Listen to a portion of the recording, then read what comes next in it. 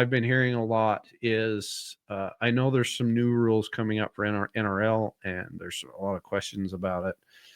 So I'd like to kind of hit on that a little bit, maybe in the next couple podcasts, as well as so many people are That's my trying blood to wrap pressure. around power factor and all this other BS that is included with that. And I say Yeah, BS. so I think the next one we need to do, man, we just need to do an NRL Hunter podcast and then just really dive into it. I can give a lot of information in the background on that and then some tips and tricks for success. I think that would be an excellent topic, especially with the season ending. Give people some one Black Friday, maybe some Black Friday heads up on things to buy and things to spend their money on for NRL Hunter, because I know a bunch of people that want to get into it. So yeah, I think that'd be a good topic for next one for sure. Challenging, challenging yourself, being a better shooter, that kind of stuff. So good. Yeah. So we'll have that. So if you're listening, schedule that. There's been a lot of people calling me lately that, have listened to a lot of our older podcasts, and they're like, man, now that we've started, we just can't quit listening to them. So we appreciate you guys listening. There's a lot of good information out there, and there's a lot more that we could put out. So, and we got to work on that. I think one thing we really need to focus on is bringing um, some other people back on. By that I mean, like we had Loophole on, we had a bunch of other people on, and people really enjoyed those podcasts that we talked to them and deep dove some of their products, which, a lot of people were excited. A lot of people like just our BS sessions where we call shit what it is. A lot of people are afraid to do that. So we're not. I don't care. Oh, I got a burner for tonight. Oh, I'm sure. Yeah, Oh, I got a burner. I don't wear a jersey, so I'm good. I don't need to offend. I can offend whoever, so it doesn't matter. So let's start it off. So MDT, one of our title sponsors. Speaking of that, I've got to redo all our sponsorship crap, with one of my days that I have off. There's some new products that you wanted to hit on, the new MDT Sky Pod. And I'm going to say a few things that might get Matt's blood up a little bit, but I think he probably has the same thing. He just can't say it. So I can say it for the both of us because he works for him. But, and I'm sponsored, this podcast is sponsored, but I don't know. I'll explain it in just a minute. But let's go into MDT. My gripe was they seem to be falling apart big time. From the original SkyPod to now, there were quite a few issues. Now, let me go on behalf of MDT. When you take a product from building a few hundred to thousands and thousands of them, it's almost impossible to keep everything where it was, right? And I think on behalf of MDT, they've been doing a very good job of trying to fix the issues, but there were some issues. You can nod, So Matt. so yeah, so Yeah. so the original ones that Sky made, yeah, it wasn't a high numbers thing, and he was pretty much making them in house or like very closely monitored Mhm. production and like assembled low numbers, and then MDT bought it and then made the first run of them. And yeah, there's some issues. They took care of every single one of them. And Right. then the Gen 2 came out and they fixed a lot of stuff. And I have old Gen 1s too that have held up just fine to match abuse and hunts and classes and demos. And I'm willing to bet that I have some SkyPods with more miles on them than anybody would dream of using a SkyPod for. And then I have Gen 2 doubles, I have a Gen 2 triple, several singles. I got a PRS first gen PRS one that's on my gas gun that's been fantastic. So I'm not going to say there weren't problems. There definitely were, but they addressed every single one of them. And that leads us up to the Gen 3s, which I'm holding the double right now with some cool upgrades on it. Um, what I want to mention too is pricing for these has remained the same. So you get like these upgrades and there's a lot more refinements to the Gen 3 than the Gen 2. So I did a video on my personal Instagram too, highlighting all the changes from Gen 2, Gen 3, and everybody's reaction, right? When they see the Sky Pods and they pull them up, because the base one, the single pull is $599, so $600, and the sticker shock is dramatic, right? Because they're used to seeing like the Magpul ones and the Harrises and things like that are sub say $150. Um, but those will give you that performance. That'll give you that versatility. So you want kind of the top of the line big boy bipod that's going treat you right in every single scenario, then yeah, this is what you're going to have. You talk to people that travel a lot, shoot a lot. There's only one option: Skypod. I know Accutac makes some pretty good stuff, Thunder Beast, Warn, but they all don't do what this bipod was designed to do. Sky Thomas, when he designed it, he I needed to do these things, and he designed a bipod to do those things, not made a bipod and attempted to use them for those things. Reverse thought process. So that leads us to here with the Gen 3s knurled feet, or not knurled feet. I have rubber feet on there. Let's just backtrack. They come with spiked. I like rubber feet. There's rubber feet available on the website now. These are from prstf.com though.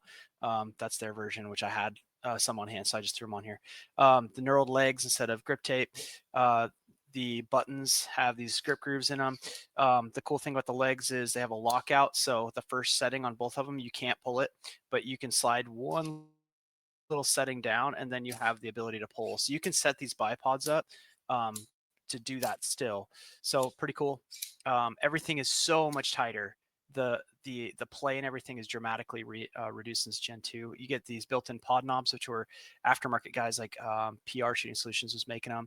Bigger splay buttons in the back. The head is slimlined, and then it's got like the MDT version of the LRT fat trimmer for the previous generations, and it's like the lightweight head on here. There's no pan anymore. Not really many people liked pan. I didn't like it, so I always locked mine out. Comes with the quick throw lever now that's easily adjustable for the ARCA tension. So if you know anything about ARCA rails, they're not all the same spec. So you have to adjust it. So I can go from brand to brand to brand. There's always a little variance on that. So really easy to set the clamping power on this, and it has the ARCA and pick built in, which is really neat. And then one of other favorite features is it got rid of the 45s. So the 45s to me were always a dead feature. Always. It didn't matter what brand of bipod it was. It's like, who the hell's using the 45? You ever try to shoot off a 45? It was miserable. The damn bipod would just slide around. Doesn't do what you think it's going to do. But with the Sky Pods, if you're watching the video, I mean, splay, um, super narrow, and then nearly 180 degrees worth of that head flex. I mean, all that stuff's retained, and it's awesome. But what you get now is a more refined package with some pretty cool upgrades that just make the deployment and adjustment of it just super easy. So yeah, Gen 3s, man, killer. I got this double. I just got it, so I'm going to be using it. And yeah, and if you have questions with the Sky Pods or any of that, just you can hit me up too on my social medias. But that's what I got, man. Yeah, they've come a long ways. I mean, I remember when I first started, the Harris were the shit. Everybody shot Harris, and they hooked to your sling swivel stud, and then the Atlases came out. And Harris and Atlas just haven't really done anything. I don't think. They haven't really. Nope.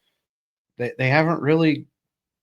And I don't know that much about them, but the Skypod was like the shit when it came out, and it still holds. Everybody uses it. I take all my bipods out. I've got one of about everything, and the Skypod's still the one that everybody tries to want to shoot off of. It's just it goes so versatile, and the evolutions that I had a little bit of hand in working with there for a while. They were great. They had a lot of good things about them, but they had their faults too. Every bipod has had faults. Every tripod has had faults, once they get dirty, once they do things. So, you know, as much as somebody might think I was talking shit on the MDT Skypods, which I wasn't, I was just stating that there were issues, and I think they were fixed because they had to build so damn many of them that, there was just some stuff that needed to be worked out. I was up at Utah Air Guns today. A lot of cool stuff coming out from them. If no one knew it, they do sell. They're probably one of the bigger sellers of Night Force optics and thermal and everything else. So if you're looking for more than just air gun stuff, check out Utah Air Guns. They got all sorts of crap. They're moving now into their giant new place. I'm jealous as hell. It's amazing how big and how cool their new facility is. Before we turn on to this, I want to hit up, say a shout out to Hold Up Displays. Matt still sucks at reaching out to him to get his Hold Up Display setup done. But I've got to rearrange my office now that it's cooled off, and hopefully I pray that things are starting to slow down. I always say that, but then it never does. But I'm going to change my office around. So the wall that you guys can't see in here is done with the hold up display with a few of the guns on it. And just notice this, Matt. Look at that bad boy right there. That looks good. Looks My good. S my Dang. SP10 got done. I You built a got a barrel. can on it. Yeah, I don't shoot anything without a suppressor anymore. I'm too bougie. But that thing with the 140 match burner shooting sub half inch SB10 with our barrel on it. So hopefully those will be available January 1st. My new machine gets set on the floor in 2 weeks. So I will be able to do anything and everything pretty much on a barrel that I want to do. Fluting, um, AR stuff, like everything. It's one of the little things that we're gonna add to Straight Jacket to make it better. I had to sell a kidney and about 10 years off my life for it, but I think it's worth it 100%. So keep your eye on Straight Jacket stuff. So we wanted to kind of talk about something that I've kind of giggled about for years because I do not understand it whatsoever. And that is cheating at a precision rifle match. Now, I hear the word allegedly a lot. Some people have been caught. Some people have kind of been caught. I don't know, I guess, necessarily all the details of it, just what I've seen on our good friends, the ARS's, stuff. And I giggled on it. Good to see them back, by the way. But, there's, I don't know.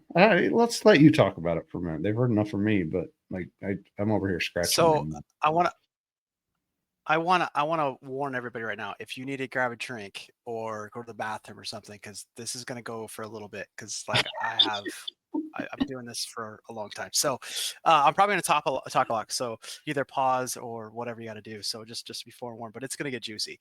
I'm going to try, for legal sake, to stick to things that I absolutely know, that I've seen, that are fact. I'm not going to speculate, and if I say that I have to speculate, so I'm going to give you a heads up, right? But I'm either going to speak in like certainty, or I will let you know if I am uncertain about something, because unfortunately there are legal ramifications in some of the stuff, and the last thing that we want to deal with is someone saying we're being defamatory, which is not the case, right? So let's take it back several years. So I want to preface this by saying that cheating in the precision rifle world is incredibly hard to do, and it's not prevalent. That's why when you get these cases of this, you they're very notable. They're very notorious. So I just keep that in mind. This is not, so if you're not in this world and you're just here for the juicy comments, it's not something that happens a lot. And you have your instances of disagreements and arguing impacts, what's your points and stuff like that. So you do have that stuff, but blatantly cheating Well, is something that is not I, prolific. I want to say this though, and I think it was for a time, but just because it was on paper. When the paper was around, it was so much easier to do it. And I think that was one of the big changes to practice score in these new systems was because they couldn't change it as much. You couldn't see the eraser marks when somebody did it because there was a few of them that got caught with the old pen and paper and they got called out and they are no longer around. So I just want to preface that the changes have made it a lot harder, right? Yep.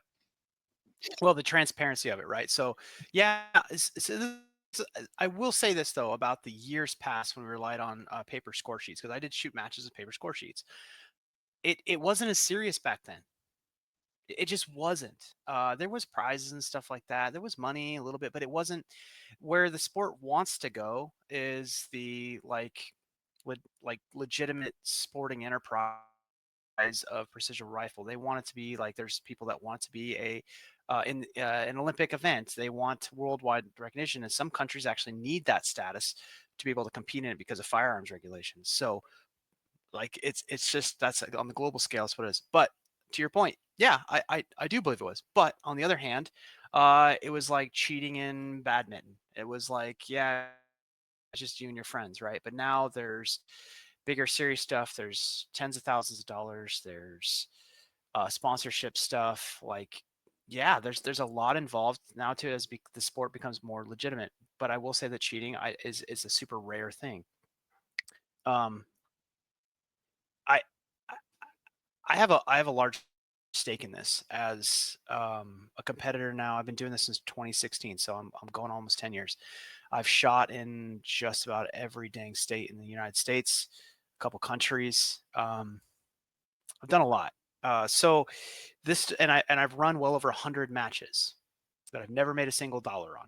So yeah, I have stake in this. Um, I'm involved with some very good companies, a lot of good people, and I won't be part of companies that don't have good people for the same reason. Like you have to you have to you have to be a good person and have integrity, or else all this just is for nothing. So with this, there was paper cheating that was caught. The most notable previous transactions was in 2018, 2019 timeframe when they caught people editing their scores in Practice Score, which is a digital scoring app if you don't know, and everything's tracked. So there was people that got caught doing it, like red-handed. They admitted to it. Bam. There's people that were caught through the analysis of the data for all that, because like I said, everything's logged and it goes into a server once the scores are submitted. That's how Practice Score works. So everyone was like questioned, some denied it. And coincidentally, everybody that was either caught, they were banned for a period of time and they just disappeared, or the people that weren't even banned, they also just disappeared. So there's that guilt factor to it too. You have people that cheated at local matches. So I want to give you a backstory on this one. This actually ties into where we're at currently. I caught a match director editing scores. This person had access to everything, and I took complaints from other shooters. I was away for a while doing military training, and I started digging into myself because the data is available to any competitor on Practice Score that you want to look at. They had the Practice Score competitor app that was formulated after the PRS cheating events, and it allowed you to go in and look at everything. So I compiled it and submitted it to the people that mattered, the leagues that were involved, the club that everything was run under. So they have bylaws and operating procedures and procedures and policies. So I said, hey, these are the facts. You dig through it yourself, verify all this, come to your own conclusions. They did. Well, things happened because of that. But I caught a prolific cheater that had been doing it for about 2 years, and the what competitors also have to realize is just because you're banned doesn't mean you're like in that band's over, or even if you're not banned, a match director or a series or a club, whatever it is, can just simply tell you that you're not welcome to be there anymore. You don't add anything. So you may not be like in fact like banned, but like a de facto, like, hey, you're just not welcome here anymore. So that's kind of where these things lead. Even if they like lead, like people don't trust you. They know that you're a problem. You don't add anything to the events. Like they want to be around good people anywhere you go. And hey, you're just not welcome here anymore. So compile all that, and that's pretty much what happens. And that person that I was involved with modified scores, plus and minus. There was some really weird stuff going on that was inexplainable. Um, Personalities aside, there's no excuse to me. Like, here's the evidence. They argued the fact. The local club said, "Hey, you're just not going to be around for this length of time. You're not going to be an MD anymore. Give us our stuff back. Carry on with your life." So, um, there's been other instances at other clubs and stuff that have been kind of looked at it differently. There's been competitors that have argued for calls or come up with points during arbitration that people can't verify. Some wonky stuff, right? That just like takes legitimacy out of it and the integrity out of it. And you're just like, all right, man, come on. Like, there's people like I've taken points away from myself at matches. I've also like I'm not gonna lie to you. I've gotten calls from ROs that weren't right calls. So hey, but the last thing I'm gonna do is try to go up there and then argue for a point after the fact or have a score changed, or you get to that point where it's just like not worth it because your integrity's on the line, your image. Like if people know you as that person, that's not a good thing. Your reputation is worth pretty much everything, right? Because you go to matches and people are going to look at you like you didn't earn it. You're going to have sponsors or other people you're involved with, like you don't earn what you have. Like, nah, man. Even if you didn't go in there directly and edit the scores in the scoring system and save them and then adjust your placings, you didn't earn it. You're not who you say you are. So it's a fine line to tread, especially at matches. And I know you've seen people blatantly argue for points, blatantly, right, and get up in arms. But I will ask the question, and I like this happened in California. I asked the question a couple times, like, "Hey, did that hit? I think it hit. Can someone tell me that it didn't?" And then you get a bunch of people going like, that were spotting like, "Hey, man, like actually that did, or yeah, it probably did. We didn't see it miss, or what?" And that I'm gonna pose the question to you. If you tell me no, like definitively, like no, it didn't, like okay, I'm gonna shut up and back up. And there's sometimes I'll ask while shooting that because I did not see it, and that's very rare for a lot of high level shooters that like they break a shot and they don't see it land. But I need to know if it hit or it didn't to make a correction. That's what I'm after. If I didn't get the point, I didn't get the point. But if I did, I'm not gonna make like the last thing I want to do is miss twice when I could have just missed once. So there's some give and take with that. And also, I will argue that edge hits are a thing. And these people are going to be laughing about this, but I mean, I don't know how many pieces of steel I've taken down after a match, and there's hits around the top edge, bullets landing and skipping off, and then it looks like it's a miss, but it's way over there, but it actually hit the steel and ricocheted off. It does happen, but I don't think to the extent that some shooters want to make it out to be. And I know you've seen that as well. So that in short is where we lead up to today, and then we'll get kind of into this kind of not great situation that we're in right now. What do you got Right. as far as what I just said? There's a lot. So Yeah, and if you've been a match director, I was for quite a few years. Every year there's people saying that someone did, whether they're mad because somebody beat them with points, whether they're mad for whatever reason. Um, just because somebody claims they cheated doesn't mean they cheated, right? Somebody might have some ulterior motives as to why they want that because that person's constantly kicking their ass or whatever. But one of the big things I want to add to this as a shooter, as a competitor, we need to be better at treating ROs with a little bit better respect as well. And I don't mean to go off on a limb here and kind of take away from what we were talking, but it's hard. A lot of these ROs can't see what a lot of these pro shooters can because the pro shooters are staying on glass. They're reading that. Was it a left edge hit? Was it a right edge hit? Did I hit a little bit high? Can I make that correction? A lot of these a lot of the ROs that we get, they're volunteers and that a lot of them can't read that. And the problem is sometimes they screw up, sometimes they make a bad call. I've had a couple very highly ranked shooters drive off ROs from my match because of the way they treated them and the way they were acting. And they're not perfect.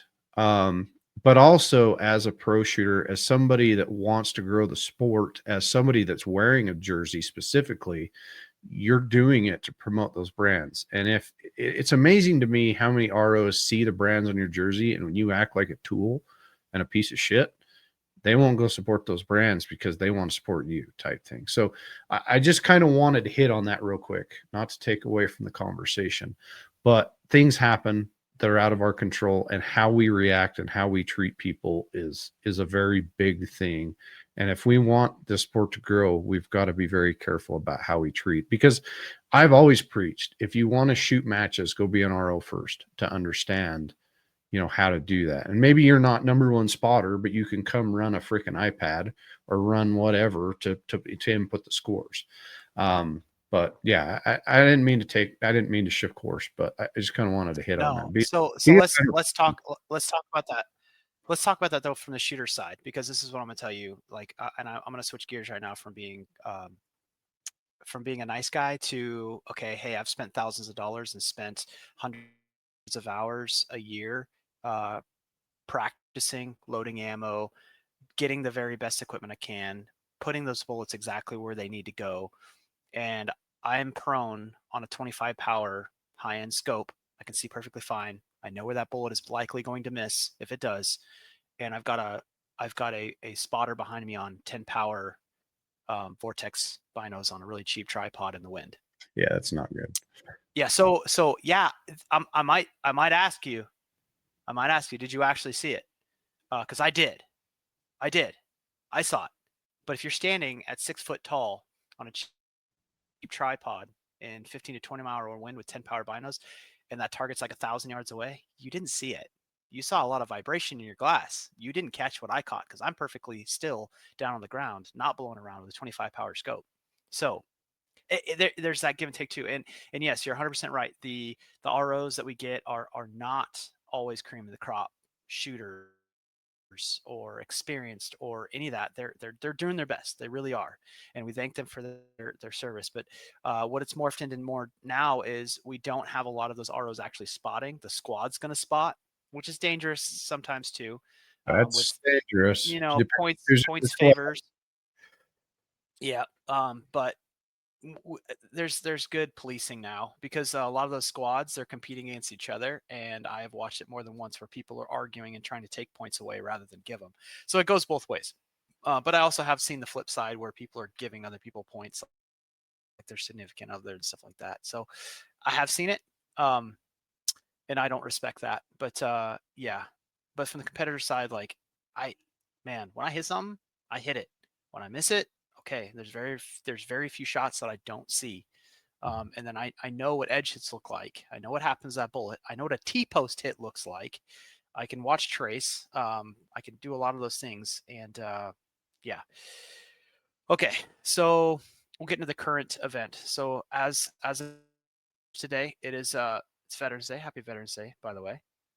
To you I as mean, well. you did your time. Yeah. Yeah, thanks, man. You I did your got time, served your dime, got out. Mhm. So yep. And then yeah, happy Veterans Day. I mean, this will be belated by the time you hear it, but to all the hardworking men and women out there that either did it or still doing it. So, Yeah. um, And I need to stop real so quick and apologize for whatever's going on with our audio because something is skipping out. I just ran an upload download test on mine, and I don't know what's going on with our Wi-Fi, but every so often you'll hear Matt disappear. I apologize for that. I don't know what it is. We'll look into it. So just know that we are sorry that that's going on. I don't know what it is. We'll figure it out. But sorry, I didn't mean. yeah, I just wanted to apologize. But like you keep freezing, and then your voice goes away for a sec, and then I hear you like 3 letters later. I don't know what the hell's going on. But I ran an upload download to make sure it wasn't mine, and I'm at like 100 and something, and my download's like 60 or 40. So because I just upgraded all mine just because I didn't want this to happen again. So I don't know what the hell's going on. my download's 57, my upload is 43, Yeah, you're 45 super now, low. 46. You're low. Mine's like 100 and something. I don't know what it is, but something between your computer and your Wi-Fi is messing with you because it keeps freezing you. But that's the big issue when we try to do videos too, is it just keeps kicking our ass.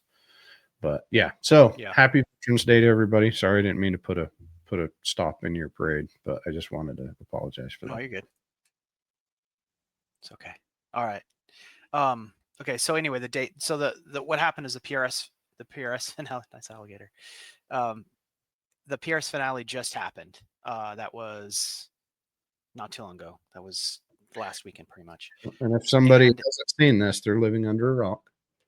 yeah, so a colossal shitstorm happened. I don't even know where to begin with that, but a competitor was caught altering their scores digitally during the match. Now, this is pretty shitty on several levels, and I'm going to hit on hopefully all of it. But you're asked like, hey, after all these other digital cheating things, like how did we get to here? Well, the PRS implemented a new awesome scoring system that live feeds. It's and the from the match director side, it's 1,000 times better than practice scores, especially for precision rifle stuff, and use it for the gas gun stuff too.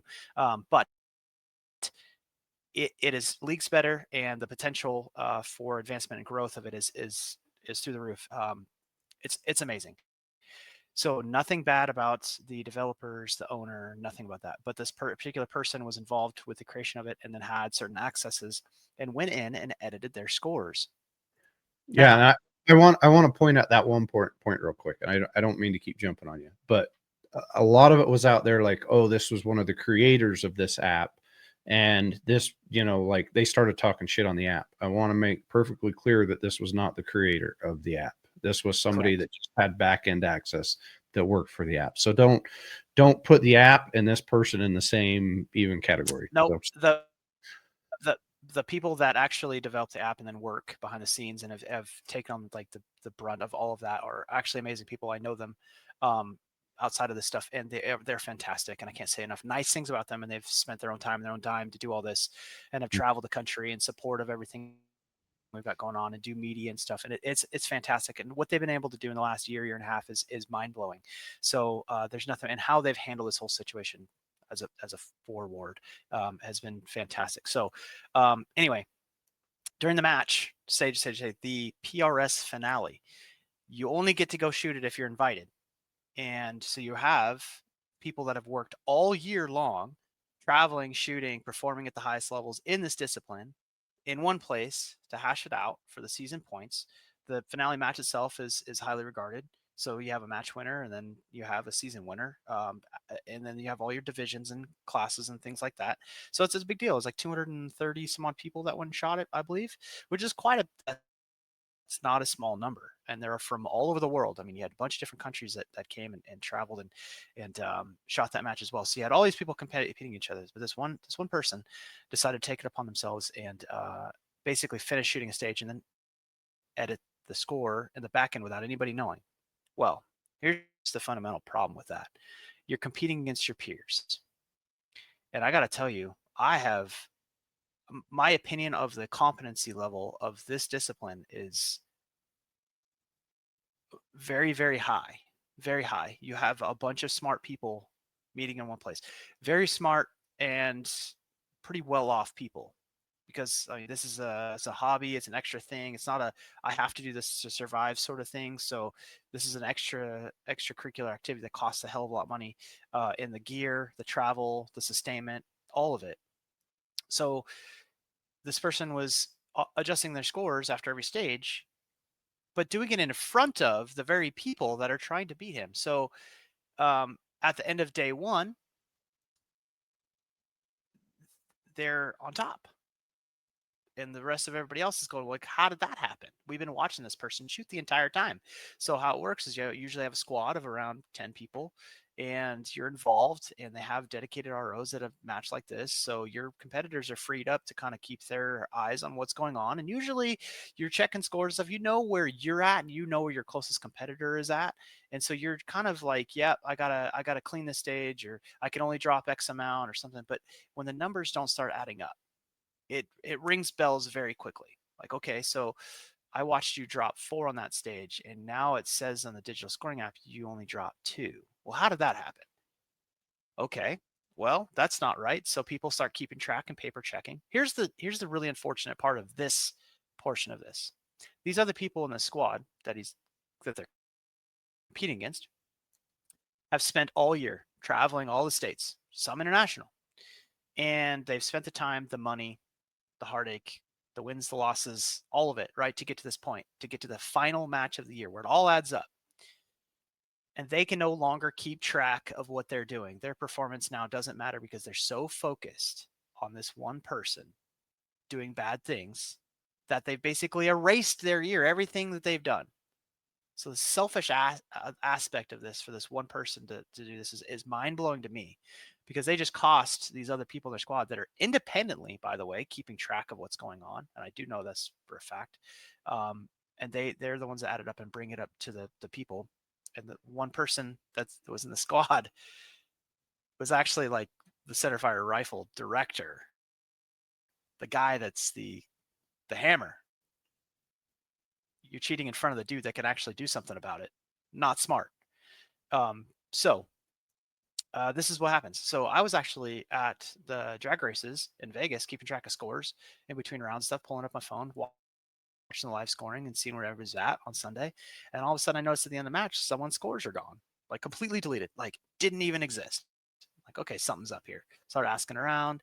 And then what I get back was from people that were at the match. Yes, something happened with the scores. That person has disappeared. Um, Maybe some not good stuff happened with that, and I already knew what was going on. I had a gut feeling, because I had suspicions in the past based on my this is why I bring up my history with catching people like doing the same thing. The patterns of behavior I've seen before. I call this well in advance. There was several of us that actually brought this up to people that of authority that could do something about it and keep an eye on it. Like I said, I have stake in this. So me and like, I know a couple other people personally, like, hey, you need to watch out for this sort of thing. Here are like some things to watch out for, some patterns, behaviors, things concrete that you can turn around and go like, hey, either knock this off or hey, what's going on here? You're out. So we did that a long time ago. So a lot of us already knew something was going on. It's just that it has to build up to a certain point where you can actually do something about it. Like, hey, you can't explain this one away. We know what you're doing. So um, this all adds up relatively quickly, and then word gets out about a name and the circumstances and everything, and then a couple of days later, PRS sends an email out to all the members saying like, "Hey, this is what happens. The step we take. This is how we resolved it. This person is. These are the punitive actions of ban for a year, no match director, and never going to have scoring access again to anything to do with scoring for shooters. What's going to happen, right? Everyone's like, a year ban. That's it. Well, the year is fine. Like I brought this up earlier, is kind of like a de facto ban for life because these persons probably never going to be allowed around like anything that I have like anything to They do with. ain't gonna wanna come back. They're not You're gonna not gonna. no. If they have any sense, they don't come back, right? They sell other stuff, they disappear, whatever. Um, but I probably will never see this person again unless it's by purely by accident. Um, and then and this is what happens. And so the year ban is what's written in the rules for PRS for this kind of thing. Was it way above and beyond like intent wise and history wise? Yes, because there was score logs that were pulled up from previous matches that spanned a time that had edits to them, and it's all timestamps with a name even. So you can't talk you out of that because on a personal device, name, login, timestamp to the second, what the changes were. So the way it looked was the stage was unsaved, score was changed, stage was saved. Timestamp for all of these things, and then that had the stage name and everything, the match that was involved in. So these records do exist digitally. So um, the bigger problem here I have with this is you don't know what damage that doing this has caused, especially if it's like in a professional environment.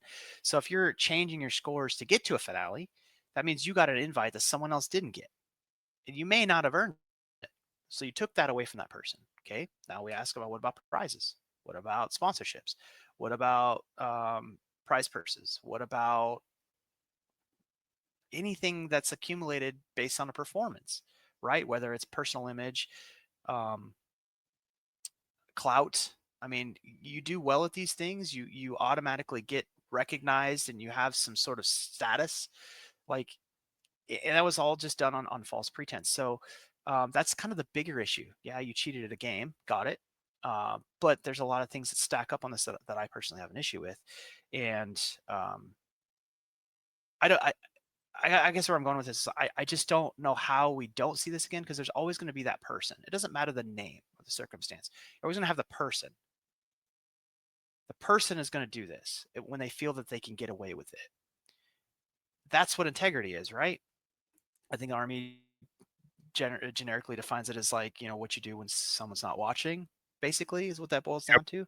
Well, yep, unlucky for this dude, there was 200 and something people watching, and some very notable ones, some very big brains that were watching. So, yep. not very well played on that one. But there was other instances where they manipulated the outcome. Um, that really didn't have much an effect, like positive effect, but still did it. And that to me blows my mind too. Like, what's the point? Um, so and it was a this person was also a match director that did local matches, one day stuff.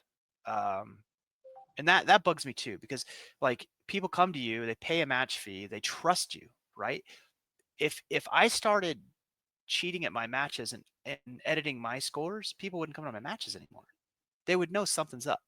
Oh, hell Or no. like I caught match directors doing is they would go and shoot their own course of fire, set it up the day prior and shoot the course of fire and then go back and shoot it again the next day. So basically they pre-ran everything. Um, yeah, that's a no-go. Um, there's things that like the tribalism stuff and the local knowledge of stuff and like that's just not kosher, and I won't go to some places just because of that, right? They set it up so only they have the supreme advantage. Like I don't dig that stuff, so I try Yeah. not to implement that. In that's my 2 day Gascon match that's happening this weekend. That you've actually graciously donated some awesome stuff for, and thank you again for that. Mhm. Um, I don't let locals shoot it; they work it.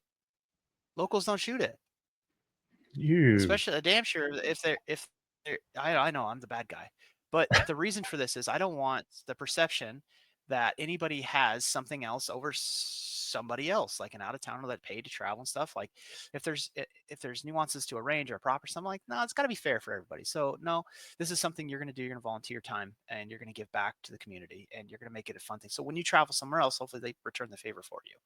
So yeah, integrity in this thing is huge, man. And I know you have some stories to build on with this and things you've caught. Maybe not as bad as this current thing that we're dealing with, but I have to say, in all of this, I feel pretty good. Like about the outcome of it and what the particular parties did and the steps they've taken to correct this sort of thing so it can happen in the future. There's some things that I'm going to propose again that be done for transparency for all, not just select people.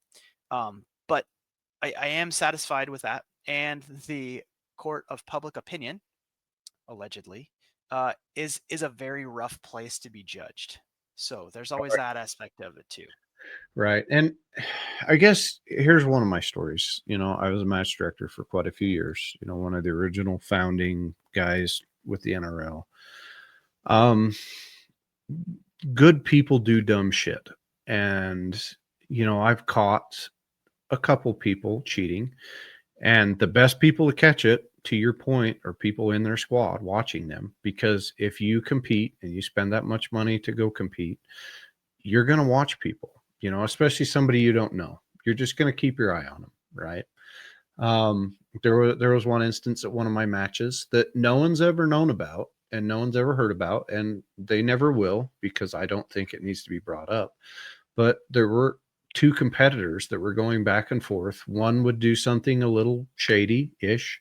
The other one would catch it, so he'd get pissed, and he decided that he could do something shady because this guy would do something shady. And that's never the answer, right? The best thing to do is just to bring it up to the match director to a point. Me and Matt I'm sure will say the exact same thing. If you suspect something, number one, don't go stir a bunch of shit through your squad, because we all know, let's take, for instance, you go to a match and you go to your zero and something's completely wrong with your zero. What does it do? It brain screws you for the entire match because you let something get in your head. So if you want to go stir up your entire squad over something that you think is happening, you're not a good competitor, in my opinion, because you're just going to start stirring shit. The first thing you do is you go to the match director and you say, "Hey, I think this is happening. Would you please look into it?" Um, that's by far the best thing you can do. Don't go stir shit. Don't go start rumors, because I've caught it too, to where somebody started rumors and it wasn't true. Go to the match director, let them deal with it. I caught these two gentlemen. Both of them were match directors in the past. Both of them knew they were in the wrong. In the first, they denied it. I came up with some more proof that they were doing shit wrong. They finally both admitted it. And I had a discussion with one of the NRL directives that was there, one of the main people, and we had decided to DQ them from the match, off of what we call. Now, I had a conversation with them both. I'm like, I don't think this needs to go out to everybody. It doesn't need to be a blacklist, because we've seen what happens. This is a very small, as much as people want to think, it's a very, very small community. It is. And once somebody calls you out and once somebody knows you're cheating, it is one thing. Um, so we handled it the best way we thought we could. Well, we DQ'd them, sent them on their way. One of them texted me a couple years ago, and he goes, I've thought about the way you handled what you handled a few years ago, and they're like, you know what, we appreciate it because you didn't blacklist, you didn't go out and just ban hammer us. You didn't do everything. Yeah, I don't know if it was, you know, a big a deal to as this is a different level of shit here. But you know, it made me change the way I shoot. It changed, you know, so I think there's a way that we can do this to educate people to not just completely devastate somebody that loves to shoot and everything else. But I mean, here's the end of the day, the biggest question, Matt, and I'll ask you this question. What the ever living shit do you get out of cheating? Like, what do you get at the end of the day? Yes, you've trained all year. Yes, you've invested this much money. Yes, you've done this, but what does it get you? Does it get, is it a $30,000 check? Is it like what? Why are you cheating at this level? Because it's not Formula One. It's not an NBA basketball game. I mean, even though we've seen the football and NBA and everybody cheating now, like that's all coming to light, right? Eventually, cheaters will be exposed. But what does this get? Like, as a competitor, what do you get out of this? I'm gonna read you a definition, um, and then I think this doesn't have anything to do with the actual event, like the sport at hand. I think it's a personality problem. So narcissism is extreme self-involvement to the point where a person ignores the needs of those around them. So I think it's actually I'm not a doctor. I've spent time in the DSM things and done a bunch of college, but I am no doctor. I will never claim to be. But I honestly think there's personality disorder or a trait that um, that's going to happen if they were involved in cornhole, racing, pickleball, water polo. It I think it's just where they landed. Their personality is going to take them down that. I think it doesn't matter. They just their need for self fulfillment and ignoring others and just lack of integrity leads them to those decisions. And what do they get out of it? I think they ride the short term high. They ignore the negativity of what they did and to ride the short term high of I did this, like I accomplished this. Look at me, and there's something to gain off of their personality, and they're boosting their ego, and they don't think about what happens when it all comes crashing down. They just kind of block it out, or just like, I'll deal with that, or I'll lie my way out of it. So um, I mean, another narcissism personality qualities include thinking very high of oneself, needing admiration, believing others are inferior, and lacking empathy for others. I mean, that pretty much sums this up. Like, all of this sums it up into this, right? Look at me. I don't, right? Like, I'm not going to make a Veterans Day post about me because I don't need people to like thank. It's like the thank me for my service. I am personally. Hey, if you enjoy that and you want to like share memories and stuff, like, hey, this time was done, cool. I don't do it. That's just me personally. If you do it, and I've seen some really cool posts today, some GWAT stuff and some other cool things of that friends of mine they did, and I didn't know. Like, that was really neat. Like, cool, awesome. Like, thank you for sharing that. But I'm not gonna wear my dress uniform to Applebee's. I just not my cup of tea. So Well, I think this falls in the kind of the same line. Like, where do you draw the line? So what do you gain? I think the short term is like the notoriety that I did this, I'm better. I'm going to use this to position myself to gain something further. I think that's about it, man.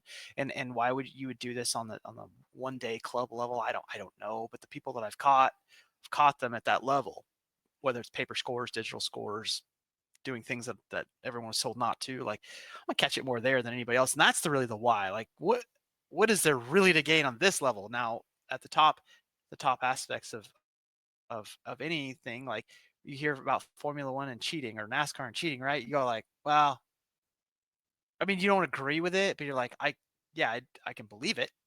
100% I millions can of believe it. That's millions where of they're at. They're trying dollars to, involved in that. Yeah. yeah, Yeah. yeah, but you can believe it. You're like, no, I don't agree with what they did, but yeah, I could see it happening. If they're not cheating, then everyone else probably is too. But a lot of the stuff like we're talking about today, like nah, like there is nothing. There's more. There's way more. There's everything to lose and nothing to gain. And to me, like your reputation is like what you have. Like that's you. That sums Once you you up as a person. once you ruin it, you cannot get it back in most Mm, cases. It's gone. It's gone. nope. I mean, there's in that meme, there's that other shooter that he was one of the original ones that screwed up with his shit and it was on paper. He's never lived that down. This is not a big enough community that you're going to just slide by.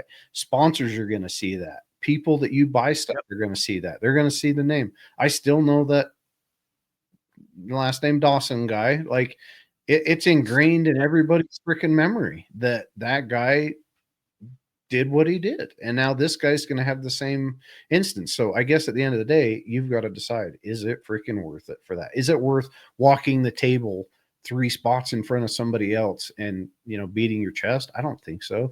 I think, and this is just my opinion, I remember more average shooters than I do the top end shooters just because of the way I've interacted with them as shooters, and as sponsors, and I think you're probably the same way I am with Straight Jacket. Like, I don't care that you're top 5 in the country. I don't. I care that you're a good People, shooter. people and And personality first. Yes. yeah, yeah. Are you a good brand ambassador? I don't care. Like, are you good to your fellow shooters? Do you talk genuinely about our products?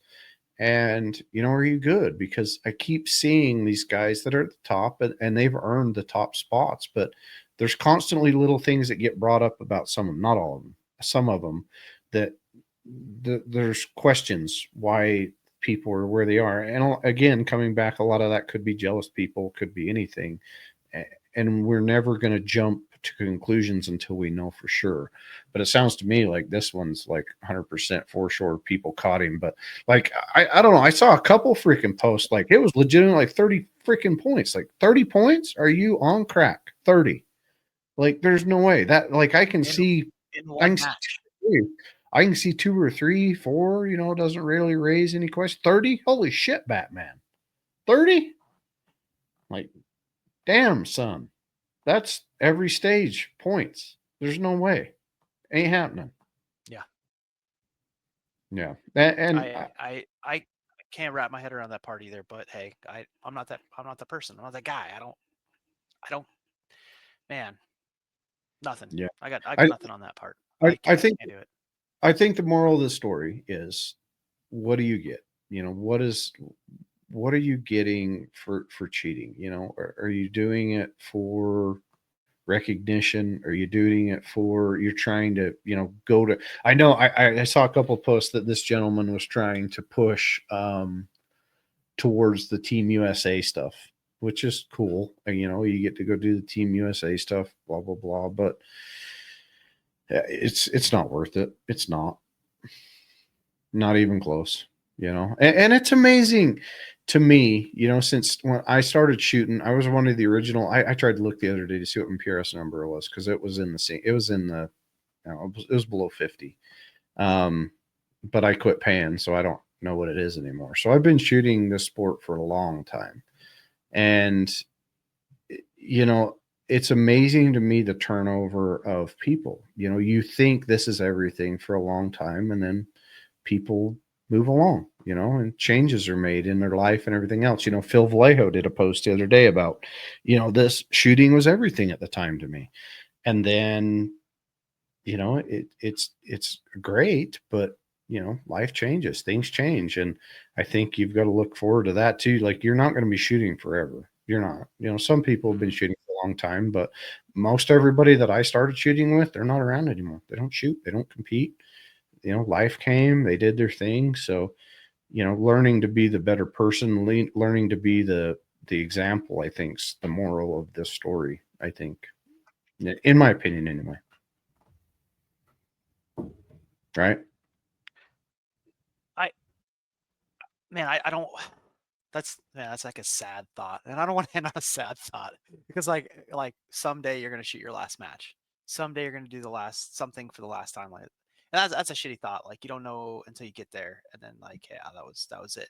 Unless you make a grand spectacle out of retirement or something like that, which some people like to do. But like, yeah, you're not wrong. But I would like to have a good run and say I earned things along the way, and then end on when I want to end, and then depart. I got no plans to do that next year. That's for damn sure. Um, I, yeah. Man, I've seen so many people locally and on the national level come and go. Some great, some friends that I've kept outside of shooting. Like I still talk to Oh, them, still hang out with them, still, yeah. yeah, And they don't want anything to do with matches and travel and stuff. Like, hey, no, I just liked you as a person. I met them through that avenue, and they've been great. I met some great people in different professional fields that have helped me out in my life. Like it's been fantastic, and they've all been very good people. But then you get rotten eggs like this one, and you're just like, yeah, man, I don't have to see you anymore. So, yeah, there's some people that I see at matches that I don't want to be around, and it's just like I'm not gonna like be a dick to them or treat them any negatively at a match. I think no, I'm still like professional. You have your favorite people and you have your not so favorite people. So, and that's just life, right? yeah. Same at work. Well, maybe not you. I mean, everyone you work with is awesome. So, Shit. Yeah. But like, it's like I told my wife the other day. I says, shooting was crazy. Like I could go to almost any state in this country and have somebody to stay with. And that was all from shooting, like some of the coolest freaking people that I still stay in touch with. Military was a big one and shooting was a big one. It's right there with it of meeting people and being able to use them for different things and them doing the same with me. So even when the shooting's done, you still have your friends and you still have that camaraderie. I could text any number of people. I mean, we met, one of my matches, I believe, is the mhm. first time we Yep. sat when we talked. One of them shit shows that I had, but um, that I was a learning experience, but I wouldn't change it for anything because I met so many good people that that that are super awesome. So Yeah. I No, think I think 100%. I think one takeaway from this is there was a bad apple that ruined a lot of shit for a lot of people, but there's too much good, way too much good to not be involved in shooting and everything else. There's just too many good people. Yeah. No, I agree with that. But the meme accounts go wild and the negative buzz goes around and stuff. But then it fades. Like this week's been pretty quiet. So, um, and then like I said, no one was really surprised. So that was the other thing. It was like, oh my god, that person. Like, nah, we we knew. Like, we all of us. I mean, you could pretty much add it up for yourself. Like, yeah, that's not right. But like you hit on earlier, like you don't want to just like blatantly accuse someone of that unless you can damn sure put your money where your mouth is. So, um, Yep. yeah, Yeah. So here's the takeaway: be a good shooter, be good to your fellow shooters, and just go enjoy yourself. Quit freaking trying to cheat. Doesn't make any sense. The good shooters are always at the top. They've always been the top. Good job for Morgan King for taking it away. I remember when Morgan first started, and um, he's come a long ways. A lot of these shooters have come a super long ways. There's a couple that were taken the last at a couple of my matches that are now top 20 in the country, and the growth is there. The ability to do it just yep. depends on how much you want to invest in it. Morgan is a machine. All those guys in the top 50 are machines, but Morgan is exceptional. He really is. And the top five guys this year are just exceptional. Like well, there's more. I don't want to cast negative light on anybody, but there's a few that are just like just wow. Like, and that's with any sport, any game, anything. You always have those few that are just. You ask like how are you? How does this happen? Um, I man, but yeah, he's exceptional. He's always been very good. The learning curve with some people isn't as steep as like with me. So I mean, it just works out. And Yeah. sometimes the wind gods are just smiling upon you. Yeah. Oh, real quick. So I mentioned it the first. I wanted to hit this real quick. With the suppressor laws coming out, I had a suppressor company send me a suppressor to test. To say the least, I'm not impressed. And we're going to see more and more of these random ass suppressor companies come out of the woodwork. Put it on a brand new 223 Wild barrel that we spun up at Straight Jacket. This barrel was a hammer. Right? We knew spinning it up that this thing was just going to shoot. Um, and like it was shooting, and I did a video. I'm going to post it up here pretty soon. But I did a video, and it was like a freaking 3-inch group. And I'm like, there is no way this rifle is shooting a 3-inch group. There's no way. So I sit there and scratch my head. I had a brand new Night Force on it.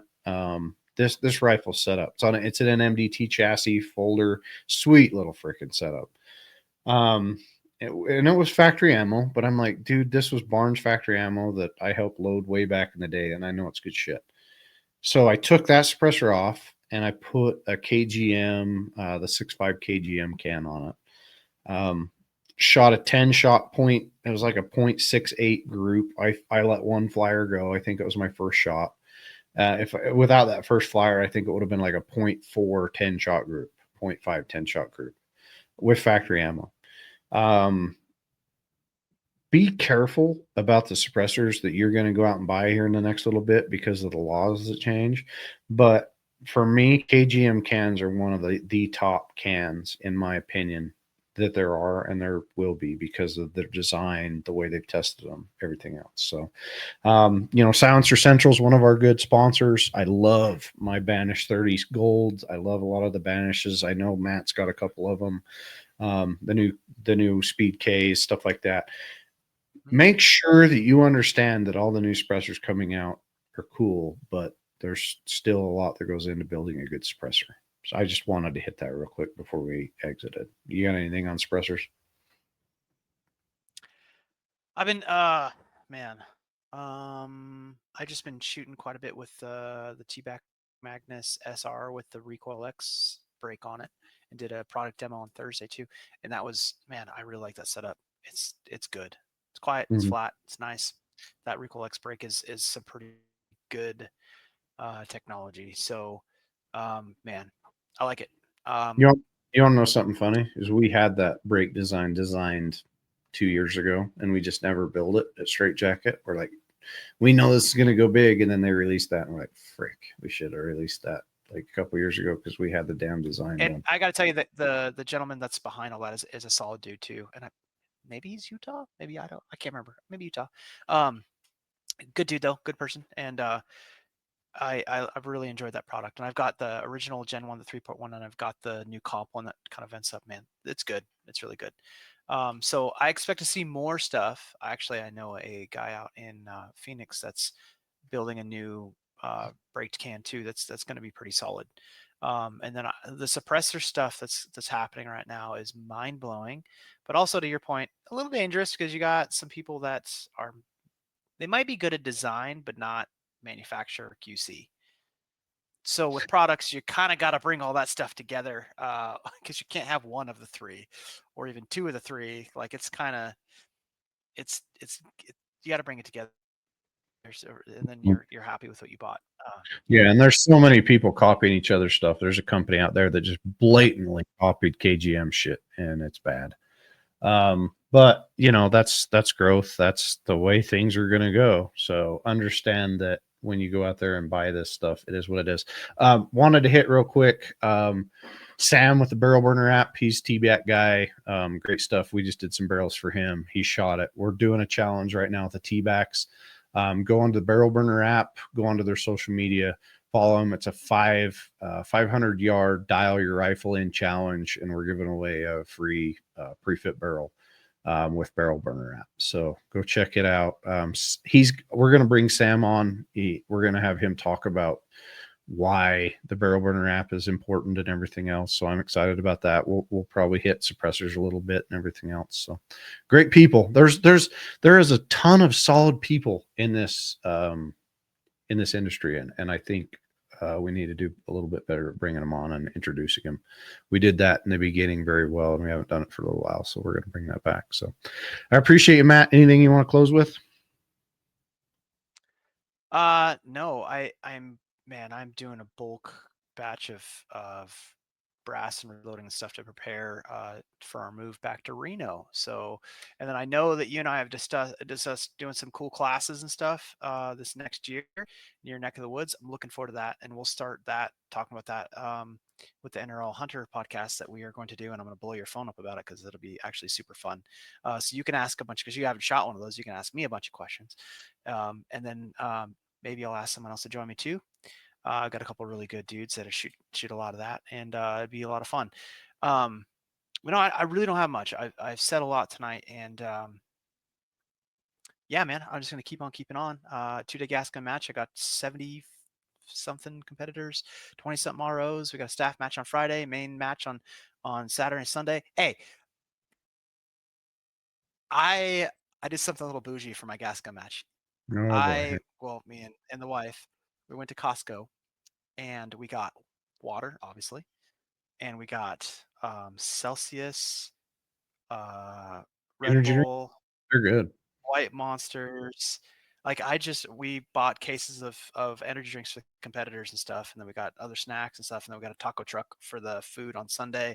We got a pretty decent prize table, thanks to gentlemen like yourself, and yeah, it's going to be a good time. Might have a little rain, but not a lot of wind.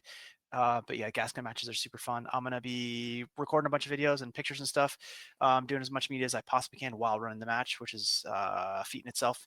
But yeah, man, that's what I got. And thank you everybody for listening. I've gotten a ton of great feedback on questions and stuff through my social media lately. I don't know what episode popped up on everybody's radar. Reloading stuff, NRL Hunter stuff, suppressor stuff, gas gun stuff. Been answering as much as I can. I've had a guy ask me to throw together my thought process on wind. We will get to that someday, like how to manage wind, especially for matches and wind brackets and all these things, and everyone's formulas that don't work for me. But yeah, we got a ton of good stuff that we're going to cover and some live stuff as well. So Yep. that's all I got, man. Thank you for humoring me tonight. Yep. We need to bring Emil back. Emil, I think, was our first, second, or third, but Emil's the wind god of gods. It would be fun to have him back and I go through just that. I just every time I listen to him, I just feel dumber though, man. It's got so good. He's It's good. so good. I just feel He's dumb. good. He's a stud too. He's a good dude, and that's the fun thing about it. But yeah, to your point, I think a little takeaway from everything you just said, that's what makes good a match director. Going a little bit above and beyond drinks, food, everything else. Like somebody can pocket a little bit extra money, or they can make a good match, and I think it will keep filling out. So Oh, being and for the aspiring or current match director, take care of your ROs. Take care of them. Make sure that they're compensated, taking care of water, food, like equipment. Like I got some cool stuff. Dustin at Coltac donated some awesome stuff for my ROs. I got prizes for them. I got a staff match on Friday. Like take care of ROs, man. I don't know how many matches they go to and ROs are just not happy, and they're your volunteers. Like take care of those people, man. It's like my biggest pet peeve. Like I can't do enough. Like, you can't do these matches without ROs. You just can't do it. So like right, that should be your priority. Yeah, your shooters, they're gonna come, they're gonna shoot you, whatever. But you got to make sure that you take time and effort to take care of those ROs, man, because they will make or break you for sure. yeah, That's the end of my rant. Promise, I'm done. yeah. Okay, a lot of good information today. We appreciate all of you. And again, if you have something, send us a DM. Let us know. Please leave reviews. Reviews help. So all you got to do is hit the stars, write a quick blurb about something you've learned or anything. Share something if you like it. We're trying to post a little bit more on social media. Help us out. If we're helping you, help us. Scratch each other's back. I appreciate everybody for listening.